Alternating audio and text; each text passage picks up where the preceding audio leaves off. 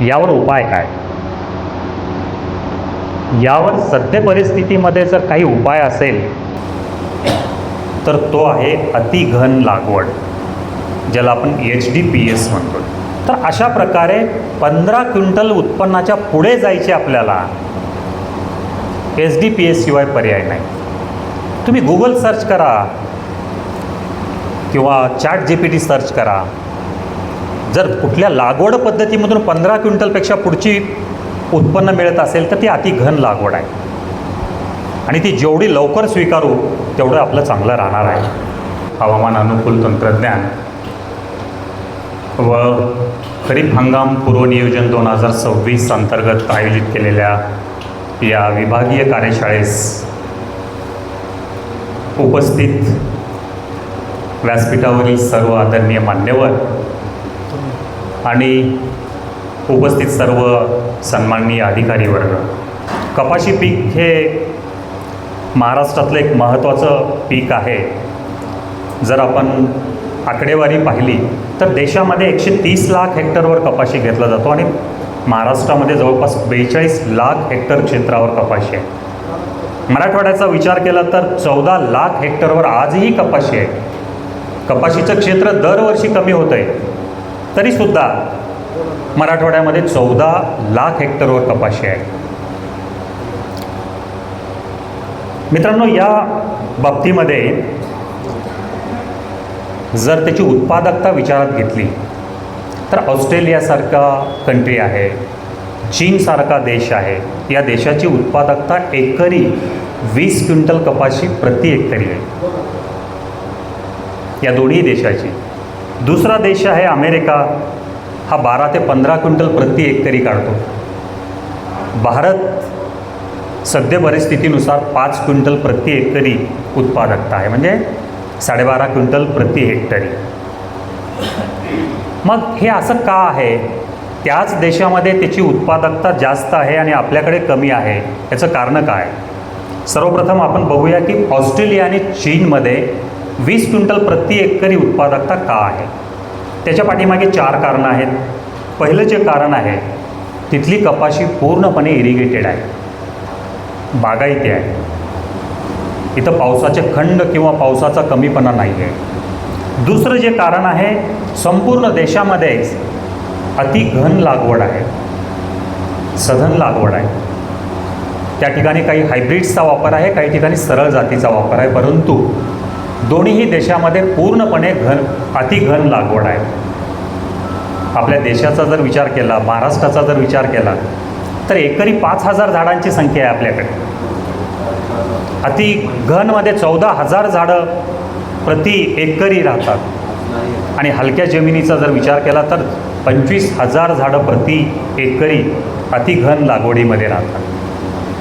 तिसरं जे कारण आहे ते हायब्रिड्सचा वापर, हाय यील्डिंग हायब्रिड्सचा वापर आहे चायनामध्ये आणि ऑस्ट्रेलियामध्ये.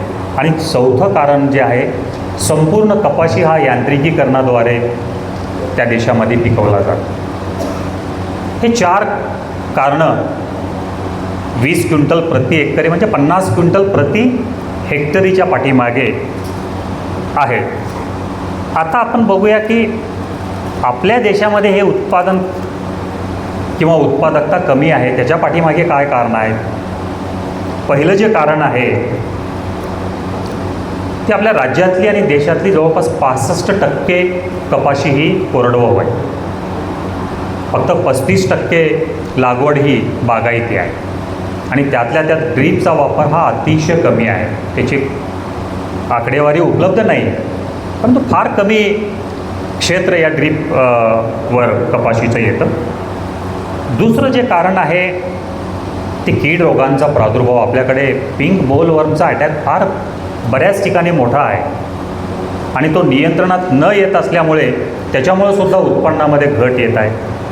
तिसरं फार महत्त्वाचं कारण आहे, आपल्याकडे जी लागवड आहे ती पारंपरिक पद्धतीची लागवड आहे. 4x2ची किंवा 4x1.5ची किंवा 5x1ची लागवड मोठी आहे, ज्यामध्ये झाडांची संख्या ही अतिशय कमी आहे.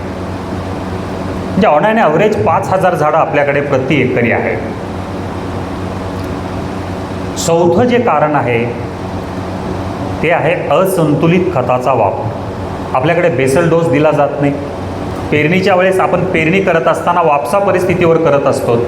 ज्यावेळेस जमिनीमध्ये योग्य ओलावा आहे त्या ओलाव्याला जर खत दिलं बेसल डोस तर संपूर्ण खत त्या ठिकाणी उपलब्ध व्हायला चालू होतं.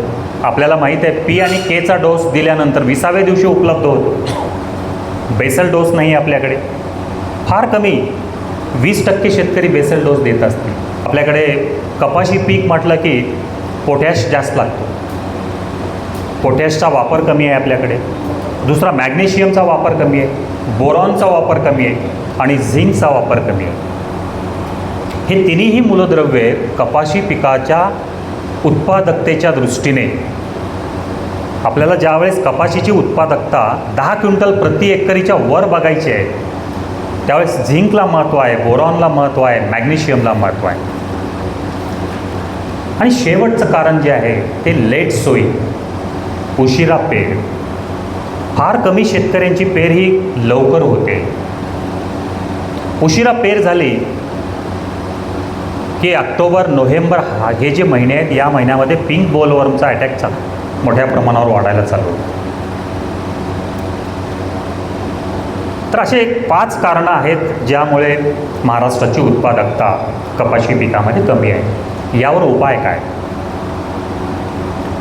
यावर सद्य परिस्थितीमध्ये जर काही उपाय असेल तर तो आहे अतिघन लागवड, ज्याला आपण HDPS म्हणतो, हाय डेन्सिटी प्लांटेशन.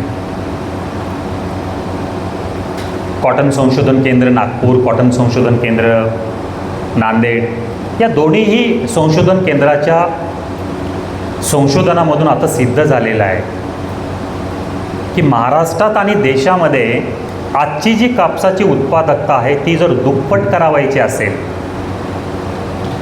बघा देशाची उत्पादकता आहे 5 क्विंटल प्रति एकरी, महाराष्ट्राची आहे 5 क्विंटल प्रति एकरी, मराठवाड्याची उत्पादकता आहे 4 क्विंटल प्रति एकरी. या सगळ्या उत्पादकता आपल्याला दुप्पट करायचे.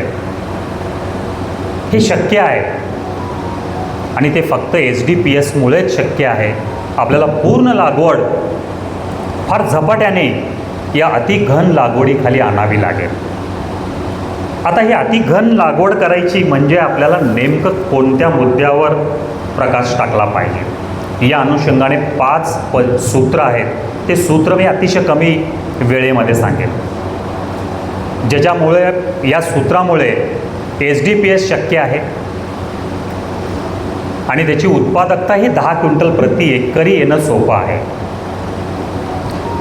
HDPS करायचं असेल तर पहिला मुद्दा जातीमध्ये बदल करावा लागतो. आज मार्केटमध्ये जेवढे काही BG2 हायब्रिड्स उपलब्ध आहेत हे सगळे HDPSमध्ये सूट होत नाहीत. त्यापैकी काही हायब्रिड्स त्यामध्ये सूट होतात. जे हायब्रिड्स उभट वाढतात, कमी कालावधीचे आहेत, ज्यांची कालावधी हा 150 ते 160 दिवसाचा कालावधी आहे, असेच हायब्रिड यामध्ये सूट होतात. मग कुठले हायब्रिड्स आहेत?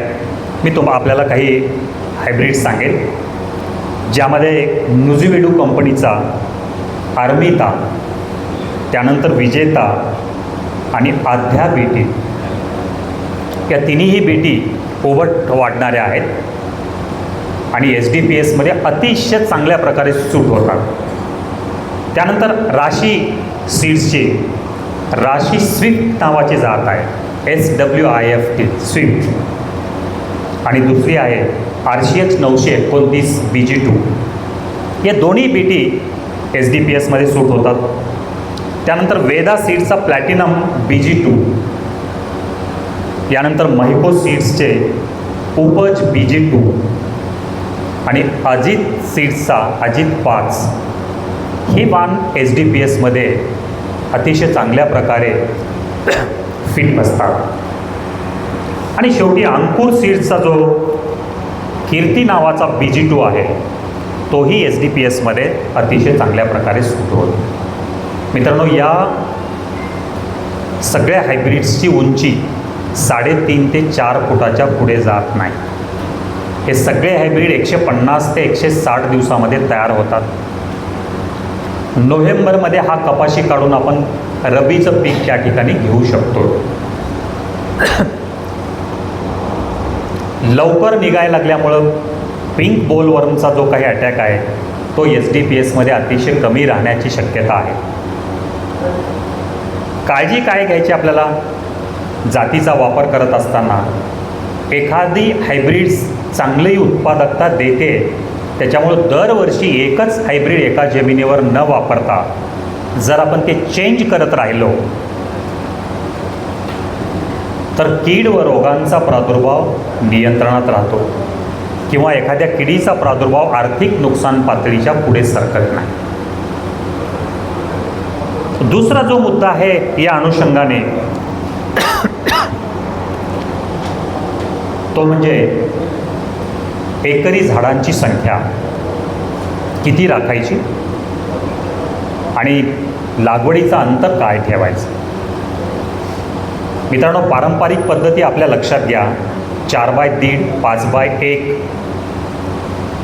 या दोन्हीही लागवड पद्धतीमध्ये झाडांची संख्या 5 ते 7 हजार प्रति एकरी राहते आणि ॲव्हरेज जर काढलं तर ते 5,000 झाडं प्रति एकरी राहतात.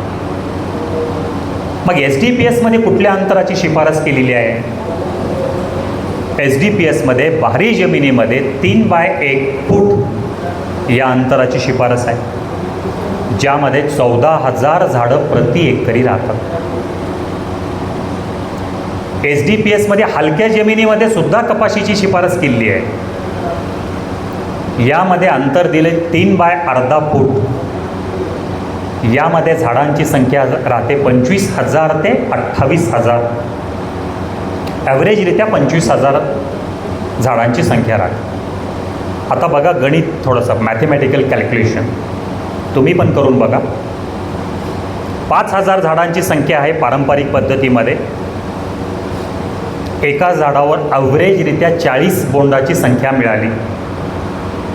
5,000 गुणिले 40, 2 लाख बोंड. 4 ग्रॅम जर वजन मिळालं तर 4 दुनी 8 क्विंटल प्रति एकरी उत्पादकता मिळते. भारी जमिनीमध्ये 3x1 मध्ये 14,000 झाडं राहतात. आपल्याला त्या ठिकाणी फक्त 30 बोंड एका झाडावर मिळणं अपेक्षित आहे आणि 30 जर बोंड मिळाली तर त्याचं जर कॅल्क्युलेशन केलं आपण 14,000 गुणिले 30, 14 त्रिकम 42, 4,20,000. तिथं पण आपण 4 ग्रॅमच वजन धरूया. तिथं 5 ग्रॅम मिळतं, पण 4 ग्रॅम धरूया. 4 चौक 16 क्विंटल उत्पन्न मिळतं. आता हलक्या जमिनीमध्ये जाऊया. 25,000 झाडं जर मिळाली अर्ध्या फुटावर आणि आपल्याला 20च बोंड एका झाडावर मिळाली तर 20 गुणिले 25,000 जर केला तर 5 लाख बोंडाची संख्या मिळते आणि 5 लाख गुणिले आपण 4च ग्रॅम धरूया, 5 चौक 20 क्विंटल उत्पन्न प्रति एकरी हलक्या जमिनीमध्ये काढणारे शेतकरी बीड जिल्ह्यामध्ये, गेवराई तालुक्यामध्ये आता फार मोठ्या प्रमाणावर वाढलेले. जिथं जिथं SDP-S लागवड आता चालू झाली आहे, नांदेड जिल्ह्यामध्ये लोहा तालुका, कंधार तालुका, नांदेड तालुका यामध्ये सुद्धा SDP-S लागवड चालू झालेली आहे. ज्यांना याचं महत्त्व पटलं त्यांनी आता पारंपरिक पद्धती बाजूला ठेवलेल्या आहेत. तर अशा प्रकारे 15 क्विंटल उत्पन्नाच्या पुढे जायचे आपल्याला SDP-S शिवाय पर्याय नाही. तुम्ही गुगल सर्च करा किंवा ChatGPT सर्च करा. जर कुठल्या लागवड पद्धतीमधून 15 क्विंटलपेक्षा पुढची उत्पन्न मिळत असेल तर ती अतिघन लागवड आहे आणि ती जेवढी लवकर स्वीकारू तेवढं आपलं चांगलं राहणार आहे. अतिघन लागवडीमध्ये हायब्रिड्स वापरले, स्पेसिंग झाली. आता त्या झाडांची वाढ एनी हाऊ कुठल्याही परिस्थितीमध्ये 3.5 ते 4 फुटाच्या पुढे गेली नाही पाहिजे. जर ती गेली तर आपला उद्देश सफल होत नाही. समजा 5 फुटापर्यंत उंची गेली, तर त्यावर तयार होणारे जे काही 20 ते 25 बोंड आहेत त्यांची साईज मिळत नाही, त्यांचं वजन मिळत नाही. आणि ते वजन जर मिळवायचं असेल तर त्याची उंची 3.5 फुटापर्यंत ठेवावी लागेल. सगळी एनर्जी आपल्याला त्या बोंडाकडे वळवायची आहे. यासाठी 2 ॲक्टिव्हिटीज किंवा 2 ऑपरेशन दिलेले आहेत. ह्याची पण शिफारस कॉटन संशोधन केंद्राने केली. पहिली जी शिफारस आहे यामध्ये वाढ कमी करणारे जे वाढ विरोधक आहेत, ज्यामध्ये मॅपिकॉट क्लोराईड या औषधाचा समावेश होतो, त्याच्या 2 फवारण्याची शिफारस केलेली आहे.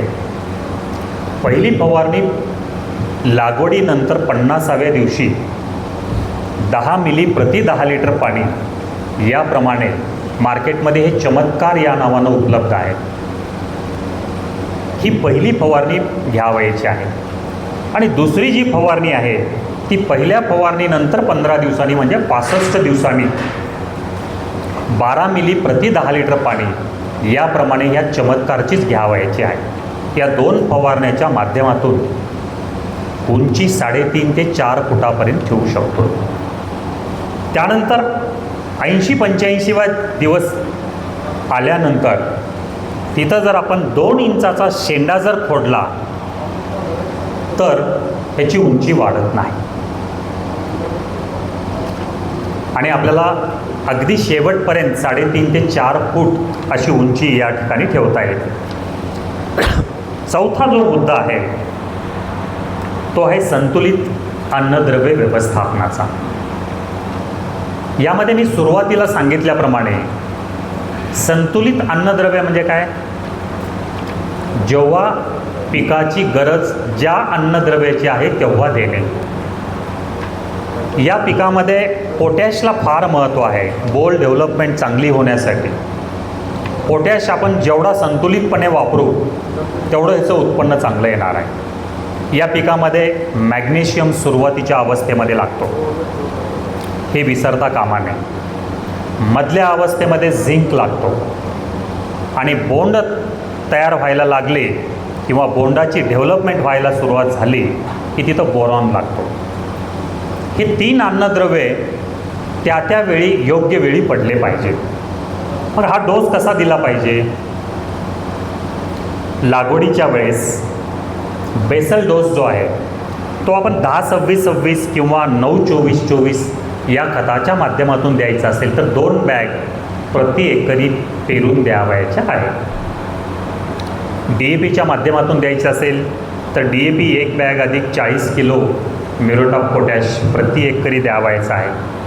आणि यासोबत 10 किलो मॅग्नेशियम सल्फेट प्रति एकरी लागवडीच्या वेळेस पेरून द्यावायचा आहे. हा झाला बेसल डोस. दुसरा एक महत्त्वाचा मुद्दा यामध्ये आहे तो म्हणजे नत्र जे काही देणार आहोत युरियाच्या माध्यमातून किंवा इतर खताच्या माध्यमातून तर त्याची स्प्लिटिंग होणं गरजेचं आहे. 1 महिन्यानी 2 महिन्यांनी हा खत दिला पाहिजे. आता लागवडीनंतर 1 महिन्याने आपल्याला पुन्हा युरिया द्यायचे. या ठिकाणी 40 किलो युरिया प्रति एकरी द्यावायचा आहे आणि त्यासोबत 10 किलो झिंक सल्फेट द्यावायचा आहे. म्हणजे या मधल्या पिरियडमध्ये झिंकचं जे काम आहे ते आपल्याला त्याच्यापासून पूर्ण करून घेता येईल. तिसरा जो डोस कपाशीमध्ये द्यावायचा आहे तो 60 दिवसांनी द्यावायचा आहे. या ठिकाणी पुन्हा 40 किलो युरिया द्यावायचा आहे आणि यासोबत 2 किलो बोरॅक्स द्यावायचा आहे. बोरॉन जो बोंड डेव्हलपमेंट किंवा बोंडाची वाढ चांगली करण्यासाठी तिथं उपयोगी पडणार आहे. मित्रांनो, बोंडाचा आकार वाढवायचे आहे. बोंडामधल्या एका बोंडाचं वजन 6, 7, 8 ग्रॅमपर्यंत न्यायचे आहे. तर या संतुलित अन्नद्रव्याचा वापर करावा लागेल. आता फवारणीच्या माध्यमातून आपण काय करू शकतो? याही फवारण्या अत्यंत आवश्यक आहेत, कारण इथं आपल्याला एकरी 15 क्विंटल उत्पन्न काढावायचं आहे. यामध्ये पाते लागवडीच्या वेळेस 19-19-19 50 ग्रॅम प्रति 10 लिटर पाणी याप्रमाणे ही फवारणी घ्यावयाची आहे. दुसरी जी फवारणी आहे फुलोरा अवस्थेमध्ये 052-34 50 ग्रॅम प्रति 10 लिटर पाणी याप्रमाणे शिफारस केलेली आहे. आणि तिसरी जी फवारणी आहे ती बोंड पक्व होण्याच्या अवस्थेमध्ये केलेली आहे, बोंड भरण्याच्या अवस्थेमध्ये केलेली आहे. ती आहे 13,045 100 ग्रॅम अधिक सूक्ष्म अन्नद्रव्य ग्रेड 2 50 मिली प्रति 10 लिटर पाणी याप्रमाणे ही फवारणी घ्यावयाची आहे. अशा प्रकारे अन्नद्रव्याच्या व्यवस्थापन करावयाचं आहे. त्यामध्ये शेतकऱ्यांना जेवढं शेणखत टाकणं जमेल तेवढं आपल्याला तिथं टाकून घेतलं पाहिजे. यानंतरचा जो मुद्दा आहे तो पाणी व्यवस्थापनाचा. यामध्ये फार सांगण्यासारखं काही नाही, परंतु जिथं आपल्याला ठिबक सिंचन करणं शक्य आहे तिथं कपाशीमध्ये ठिबक सिंचन करून घ्यावं. आणि यामधल्या 2 अवस्था अशा आहेत, फुलोरा अवस्था आणि बोंडामध्ये बोंड भरण्याची अवस्था. या 2 अवस्थेला जर पाण्याची कमतरता जर पडली नाही तर आपल्याला अतिशय चांगलं उत्पन्न यामध्ये मिळतं. शेवटचा मुद्दा जो आहे तो कीड रोग व्यवस्थापनाचा. यावर डिटेलमध्ये डॉक्टर बडगुजर सर सांगणार आहे. परंतु यामध्ये 2 भाग पडतात. जो सुरुवातीचा भाग आहे अर्ली, यामध्ये रस शोषण करणाऱ्या किडीचा प्रादुर्भाव वाढतो, ज्यामध्ये थ्रिप्स आहेत, जॅसिड्स आहेत, व्हाईट फ्लाय आहे. जर पावसाचा खंड पडला तर थ्रिप्स वाढतात. या अनुषंगाने निंबोळी अर्कासारखं जैविक औषध आहे, दशपर्णीसारखं औषध आहे, काही केमिकल्स आहेत, यांच्या माध्यमातून सुरुवातीच्या अवस्थेमध्ये रस शोषण करणाऱ्या किडींचा प्रादुर्भाव नियंत्रणात ठेवला पाहिजे. आणि नंतरच्या पिरियडमध्ये म्हणजे अगदी बोंड तयार झालेल्या अवस्थेपासून किंवा फुलोरा अवस्थेपासून जो पिंक बोलवर्म आहे या किडीच्या नियंत्रणासाठी प्रयत्न केले पाहिजेत. अशा 2 किडीचं नियंत्रण जर योग्य वेळी जर केलं तर या 5 ते 6 मुद्द्याच्या माध्यमातून या SDPSमध्ये नक्कीच आपण 10 क्विंटल प्रति एकरीपेक्षा जास्त उत्पन्न काढू शकतो.